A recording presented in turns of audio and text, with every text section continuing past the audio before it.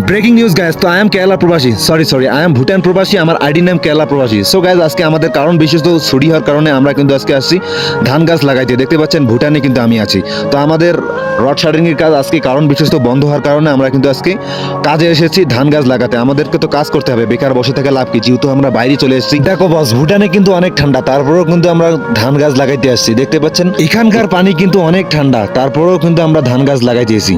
আমরা কিন্তু গ্রামের বাড়িতে এগুলো কাজ করি, ধান গাছ লাগাই। তো আমরা বিদেশে এসে এই কাজটা করবো আমি কখনো ভাবতে পারিনি। দেখতে পাচ্ছেন এখানকার আনন্দটা কিন্তু একদম আলাদা রকম, খুব সুন্দর মজা লাগতেছে। বিদেশের বাড়িতে এসে আমরা ধান গাছ লাগাইতেছি, এটা কিন্তু অনেক আনন্দের বিষয় একটা।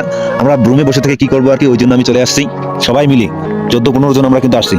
দেখো বস, আমরা কিন্তু বাঙালি, আমরা কিন্তু পুরো স্পিড কাটতে পারি, ধান গাছটা পুরো স্পিড লাগাইতে পারি। এখানকার মানুষ দেখে কিন্তু অবাক। এদিকে দেখতে পাচ্ছেন, এদিকে কিন্তু মহিলা মানুষ ধান গাছ রোপণ করতেছে, আর আমাদের এদিকে ফুল টিম একদম লেগে পড়েছে। ওরা কিন্তু আমাদের ধান গাছ লাগা দেখে একদম অবাক। অনেকক্ষণ কাজ করার পর এই জমির মালিক কিন্তু অলরেডি নাস্তা নিয়ে চলে আসলো। চলো, চা বিস্কুট দেখতে পাচ্ছেন এখানে কিন্তু আনলিমিটেড খাওয়া দাওয়া। তো এখানকার মালিক, যে জমির মালিক, ও খুবই ভালো। দেখতে পাচ্ছেন খাচ্ছি আমরা সবাই। চা নাস্তা খাওয়ার পর আমরা কিন্তু দোমা খাইতেছি, যাকে আমার বাংলা ভাষায় বলি গুয়া পান।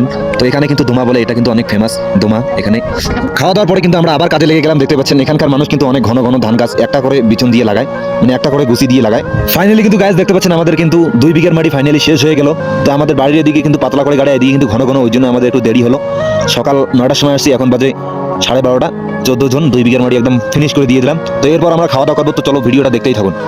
তো আমরা হাত মুখ ধুয়ে বেশি দেরি না করে দেখতে পাচ্ছেন খাওয়া দাওয়া শুরু করে দিয়েছি। দেখতে পাচ্ছেন এখানে কিন্তু আনলিমিটেড খাওয়া দাওয়া, যাকে বলে কার্টুন নিয়ে এসেছে, পাপড় ডাল ভাজি পোলট্রি।